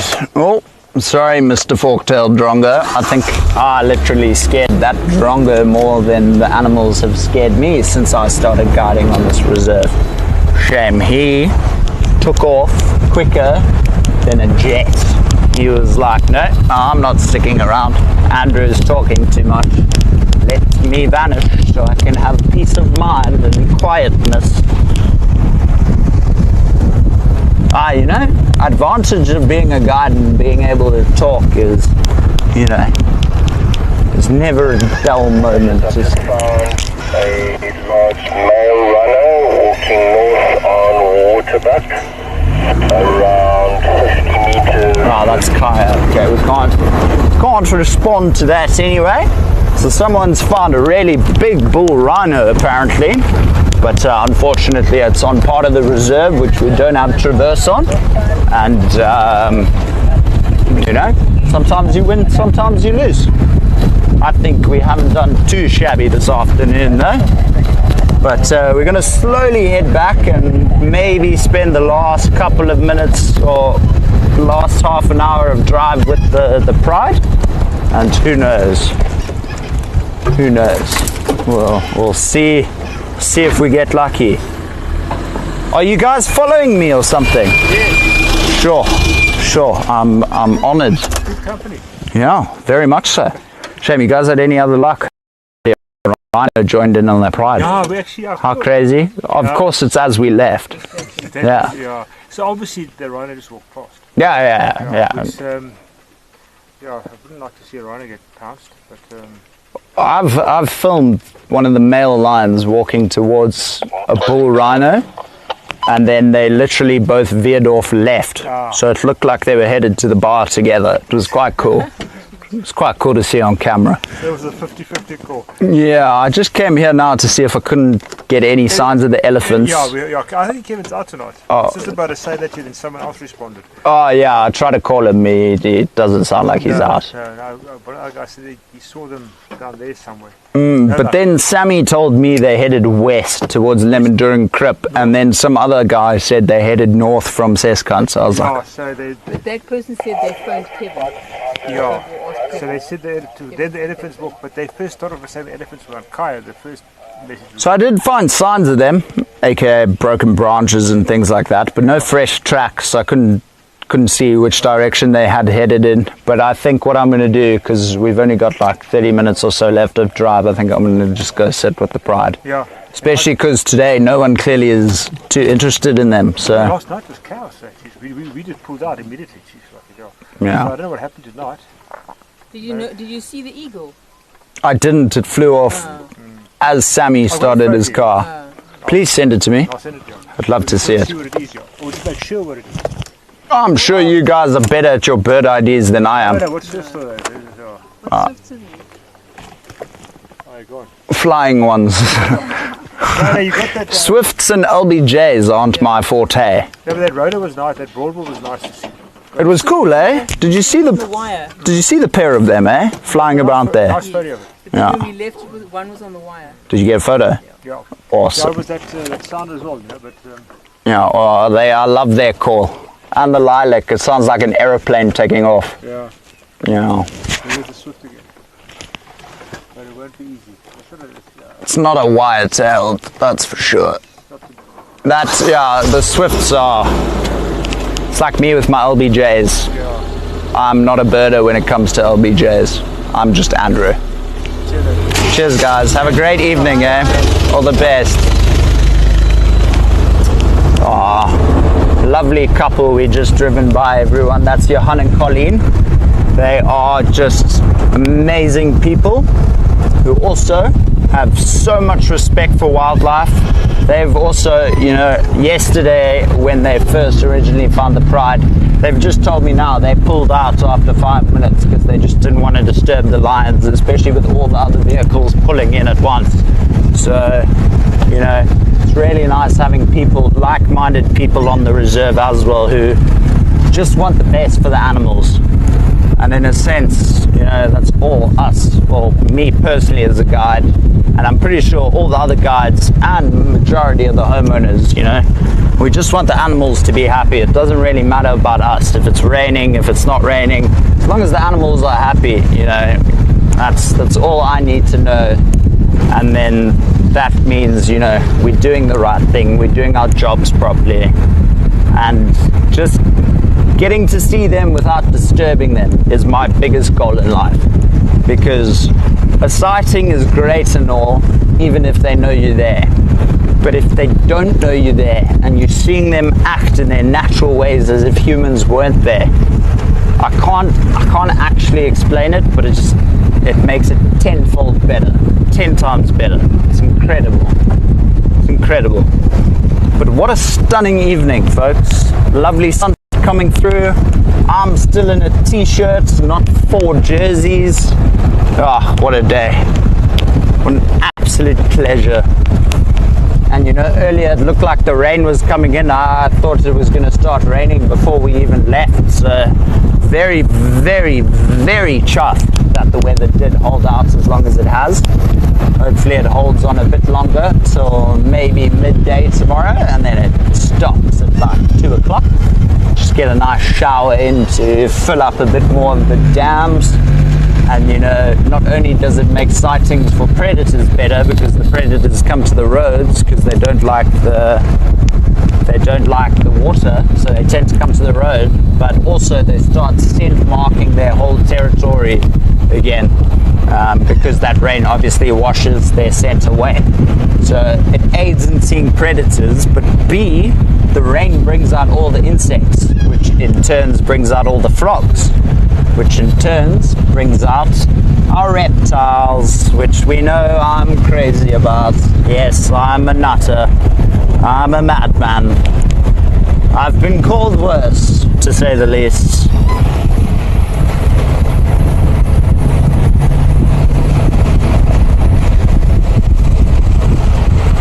Is that Kevin? No, it's not Kevin Marcy. Kevin, unfortunately, is not out this afternoon by the sounds of it. I think he is busy somewhere else. But the only reason I was calling him is because he's still monitoring the VHF collar of the big elephant pool. I just wanted to get a rough idea of where he might be, and then, you know, once we pick up on tracks, then it's all good, said and done. But yeah, it's not a problem. It just means we have to find them tomorrow. So like I was saying to Johan and Colleen now, like we found those broken branches, definitely indicator of elephant. Not necessarily the freshest indicator though. What I would have preferred is fresh tracks. And you know, occasionally what a bull elephant will do is he'll drag his trunk in the sand on the road, and that's also a very good indicator to tell it is the bull. The females don't really do that. I think it's more a territorial sign than anything, but I'm not 100% sure on that one. I just know they do frequently do it. It's kind of like a rhino. I don't know if Gareth or Brent have ever shown you, but sometimes a rhino, you'll have the rhino feet, and then out of nowhere there'll just be this like drag mark that's like this wide, and it's just smooth, and it like spirals essentially like for 15-20 meters, and that's basically the rhino sticking his nose in the sand and literally just swaying from side to side to keep picking up on that scent of the female he's chasing down. You got to remember that animals have pretty much they They are here for one purpose. Well, 4 purposes. Eat, sleep, poop, and make sure that your bloodline continues, aka just making sure that your genetics get carried on. But that is why being, the most dominant, or if you think about birds, the most colorful, is a very important factor in order for those animals to keep their genes going, which is why, like with elephant bulls, obviously the biggest bull is going to chase off all the smaller bulls, therefore giving the most impressive genes at that time the best chance of continuing down the line. So once that original bull passes, his bloodline will continue, and hopefully those countless elephants that he's recreated become really nice, big, strong bull elephants, such as himself. What an afternoon, folks. How incredible. What a day. Christmas Eve, been spoiled rotten. Couldn't think of anything better. Maybe a leopard, but my hopes of that cat, if we see one, cool. If we don't, cool. I'm tired of chasing after that cat and being unsuccessful, so I'm trying a new approach. We don't care about leopards. Hopefully by that, and not mentioning them too much on drive anymore, it'll increase our luck of seeing them. Because every drive mentioned we're going to look for a leopard, or we're going to see a lesser spotted death cat. And guess what we see? Oxygen. So yeah, we're trying a new approach in terms of the lesser spotted death cat. And who knows, hopefully Christmas can provide us with a real treat of a sighting.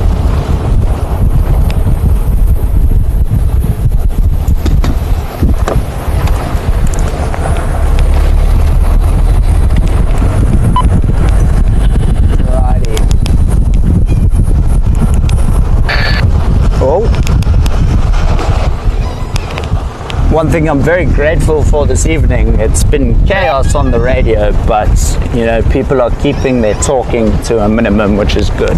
It's just everyone's talking on top of each other. So if I'm talking on the radio while holding this button down and then someone else clicks the button, that's my transmission lost. People can't hear me speak anymore. And that's pretty much what happens continuous, and then people are confused, and then they start asking, wait, to repeat, while the other people talking on top of them are talking, and then they lose transmission, and it's like, oh, can you repeat? It's like no one hears the update. So very grateful that that hasn't been too much of an issue this afternoon. But let's just see if the pride is still out and about.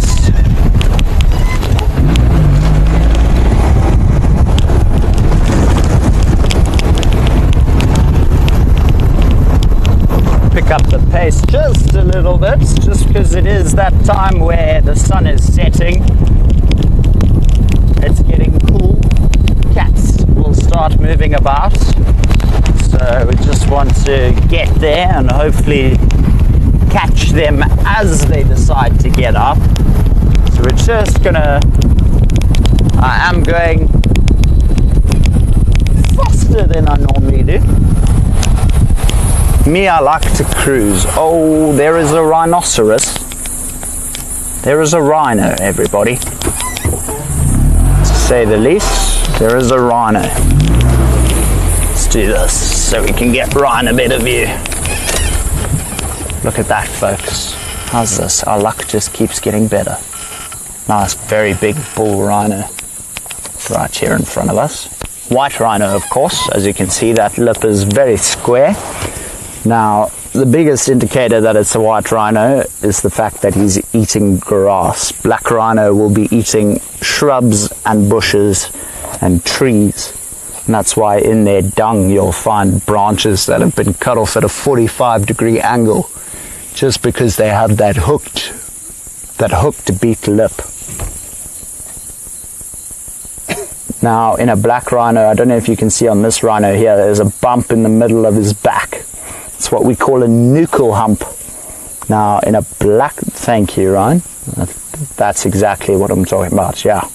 So in a black rhino, that is actually non-existent. It's not a thing. Nuchal hump isn't really prominent on that of a black rhino. Oh, he seems quite skittish all of a sudden.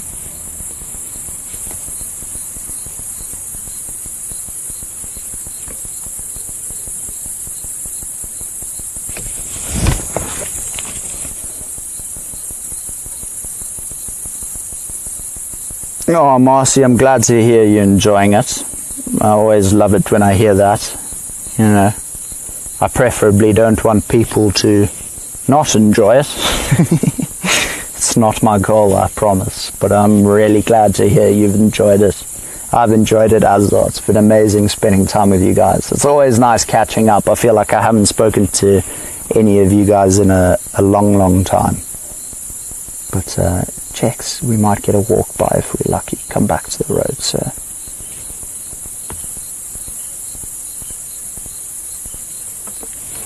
I think if he does continue that way, everybody, what I will do is we'll actually do a U-turn and go up Madrid Putt and see if we can't locate the Pride again.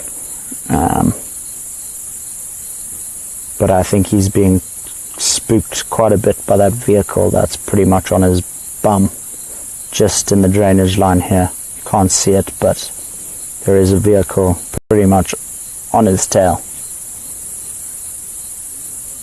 Oh, can you imagine? Come to the road. Come to the road. Come here, sir. Pretty please. Pretty please.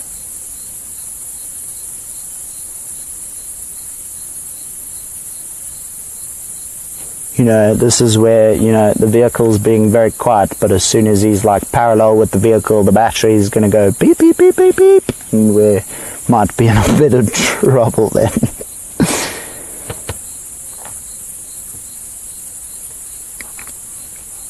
Oh, Sue, I'm glad it helps telling the difference. You know, another thing with the tracks of a black and white rhino are pretty much double the size of black rhino tracks. Black rhino tracks almost look like a white rhino calf in a sense, but the toes are very pointed inwards, so it looks like it's just a circle, and at the back of the heel there's no real prominent W shape like there is in a white rhino.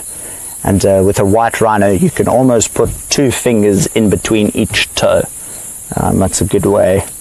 It's a good way to distinguish the track. Look at the grass in his mouth. Wow. That's incredible.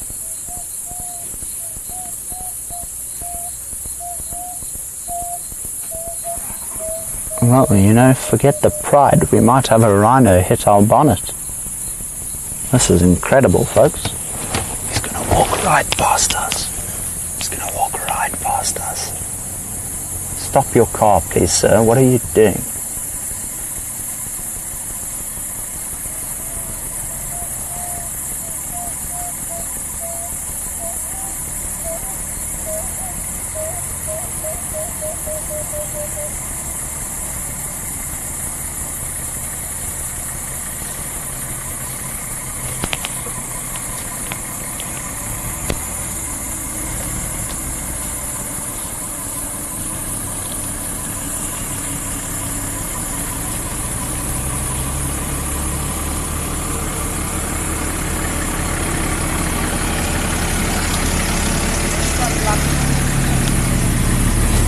So Sue, that's a great question. I'm not actually sure.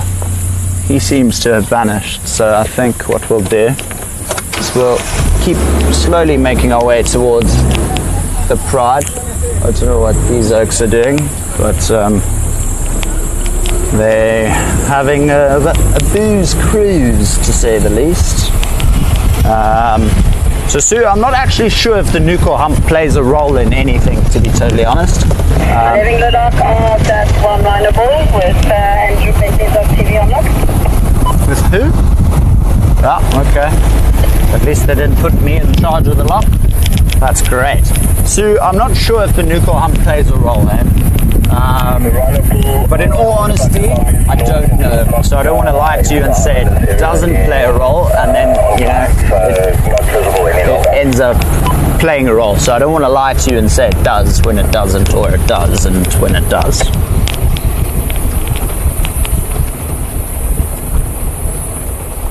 $3,000 screenshots later. Honestly, I wish I got a photo of that.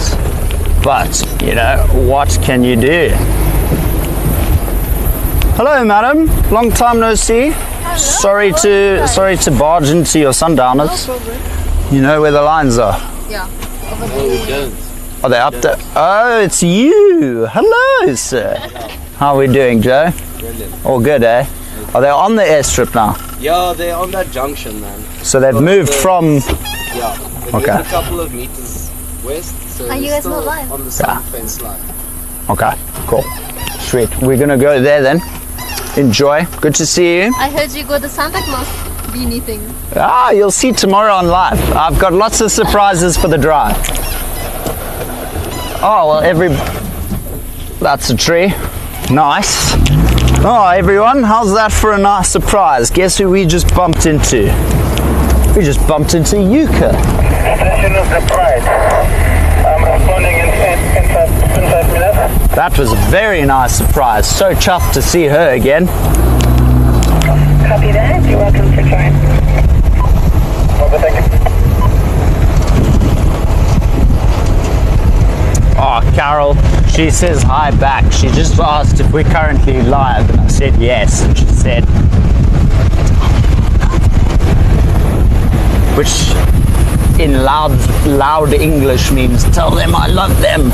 So she does say hi back. I'm just going to slow down because I honestly couldn't be asked to be inhaling dust right now. I think we're getting good at reading typos and getting the real, you know, it's just like my English, Mary. Half the time on our private drives, you ladies understand everything I say, even when it sounds like complete gibberish. So we're definitely making progress here. Well, you ladies are. I'm doing nothing. I still need to just learn how to speak English properly, to say the least. But yeah.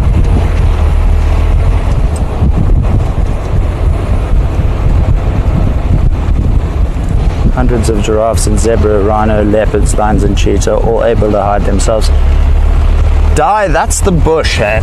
One thing I like to say, a lot of people say animals don't read books, and I'm one of those people that say it. But my favorite saying in the bush is, if an animal wants to be seen, it'll be seen. If it doesn't want to be seen, it won't be seen. For example, our cheetah cubs. Let's just call in and tell them we're coming. Station on lock with the Pride. Is there enough space for a third vehicle? Yes, there is. Copy that. I'm 1 minute out, if that. Alrighty. So, okay. Station on lock. I'm actually going to come up behind you, but yeah, I'll be in there in 2 minutes. So this, folks, I can see that lioness is up and mobile now. So what I'm doing, I'm trying to think like the lioness, and it looked like she was headed west towards the gate. So what are we going to do? We're going to go around. We're going to go west to the gates, and hopefully we can get one final walk by. But it definitely looks like they're up, active, and ready to hunt. Wasn't I right? Sure, look at that, eh? Can you imagine we get to witness them hunt? Like, I've got goosebumps. Oh, that would be incredible. Christmas wish come true. Hold on, Ryan.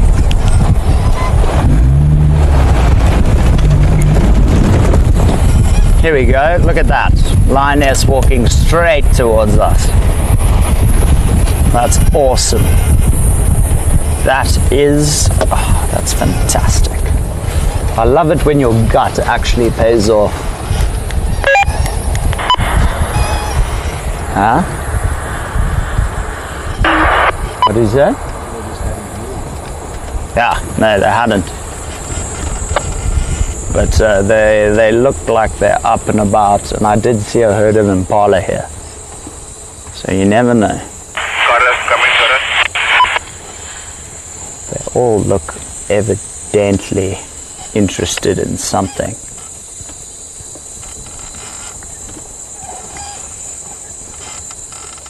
Look at that. Oh my God. Look at that. There's another lioness going along the airstrip there. Oh, he's right by the tracker seat. Sorry. Ryan, get that on. You can put his feet in the shot, but look how close he is to the tracker seat.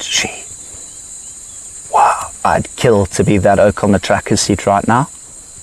Oh my, oh.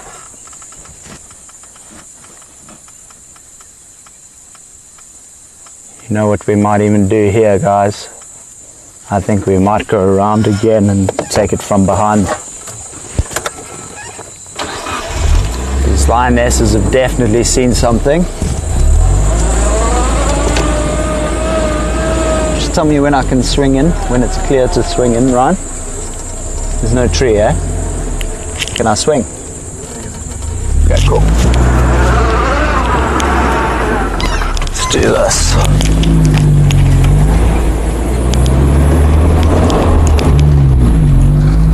I have a feeling they're going after those impala we just passed on the airstrip. So what we'll do is we're just going to race around, go sit right by those impala-las, and who knows, hopefully get lucky.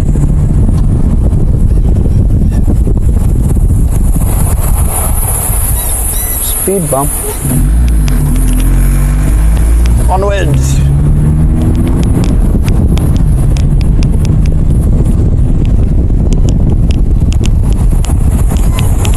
Bit of a Ferrari safari for once on an Andrew drive. Doesn't happen too often, to say the least. We're going to come back this side, and I don't know if you can see here, folks, the impala are right here. Like right here. Guys, this could be our very first hunt.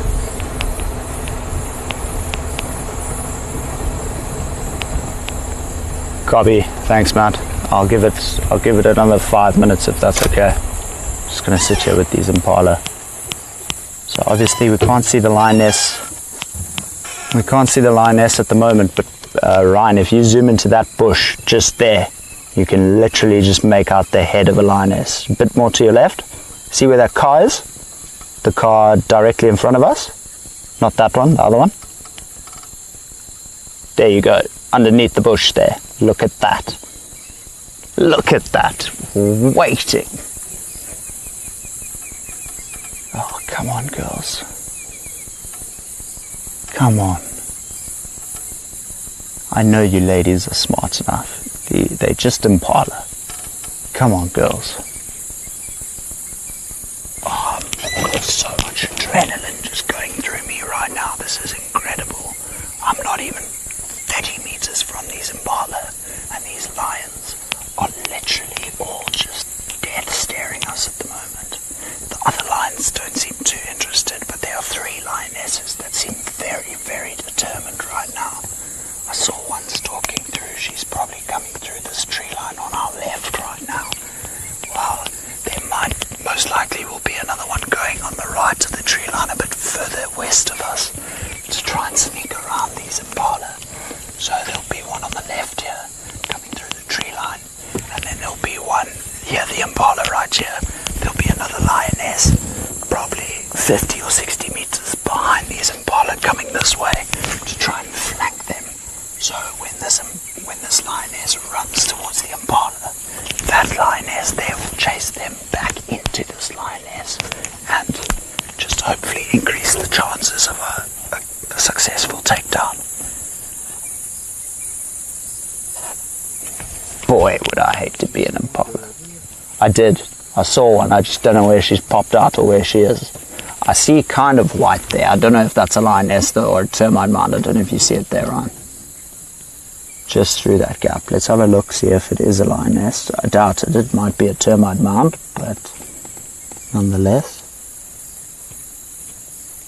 Yeah, it's probably a termite mound, eh?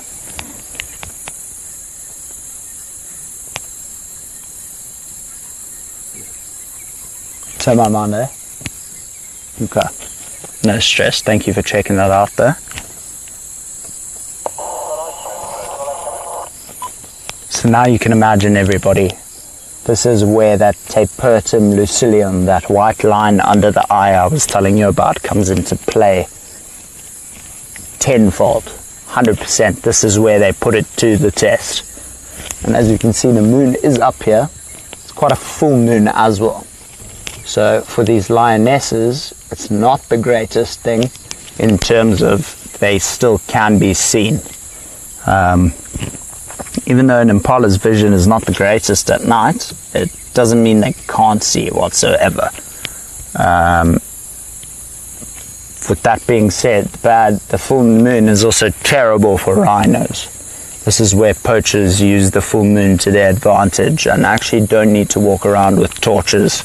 So it makes it a lot harder for APU, anti-poaching units, to actually successfully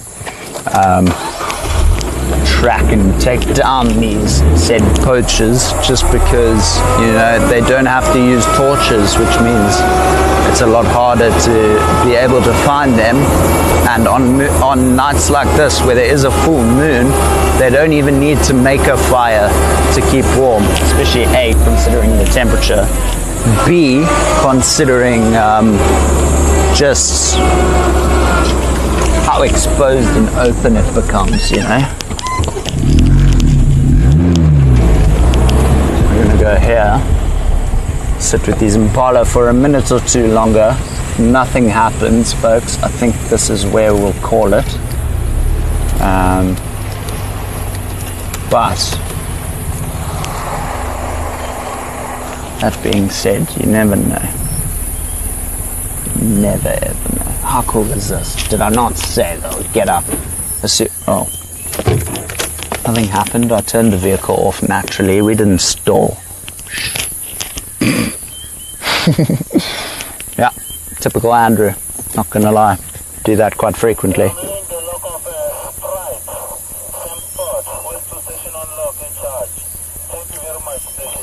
What's the same spot, bro? Like, how are other people supposed to find us? It's the same spot.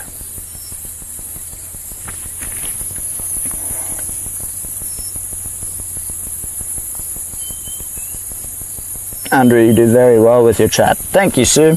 Appreciate it. Appreciate it a lot. It looked like Bucket, Mary. It looked like Bucket.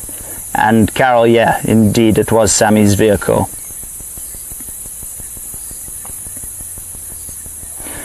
Betty, probably, I hope it doesn't eat me, is what that tracker's probably thinking when a lion comes within 2 meters of him on that seat, eh? But breathe quietly, 100% die, 100%.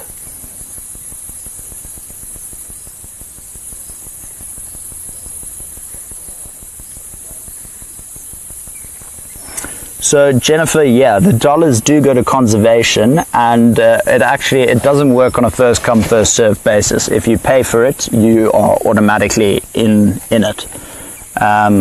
If you want, I can ask FC to send you an email with a bit more information regarding that.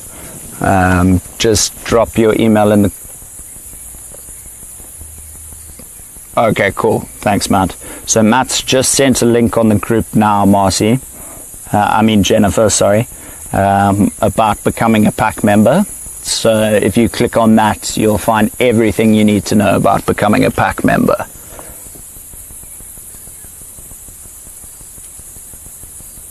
And yeah, like Carol's mentioned, it's quite nice because you get one-on-one. It's a Zoom call. You can actually chat firsthand with the guide. so we would be able to have an in-person conversation while watching this. So it's the same as like what you see now, just I'll be able to speak with you and you'll be able to speak with me, essentially. But yeah, folks, I hope you all enjoyed. Big thank you to the pack members once again. Pack members, also don't forget, the word of the week is endangered. Don't forget it, because there's a very nice print up from yours truly. Quite proud of that shot as well, but you'll just have to wait and see what it is. The only hint I'll give you is the word is endangered.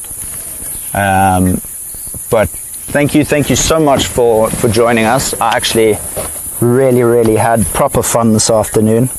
I wish each and every one of you, no matter where you are in the world, no matter the time of day, forgive me if it's morning for you or if it's past evening and it's midnight, but I hope you all have a fantastic Merry Christmas Eve, and I hope tomorrow is the best day of your year to each and every single one of you. Merry Christmas, guys. It's what a privilege. What a privilege.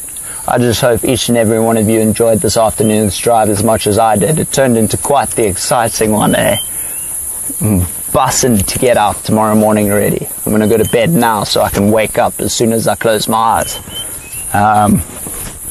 Yeah. No. From my side, thank you. From the bottom of my heart, thank you. Merry Christmas Eve again, everyone. Merry Christmas for tomorrow if you aren't able to join us on tomorrow afternoon's pack drive.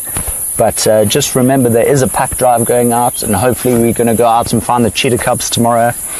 And yeah, from mine and Ryan's side, we'd just like to say thank you. Thank you to our pack members, and we shall see you all very soon, guys. Have a good evening.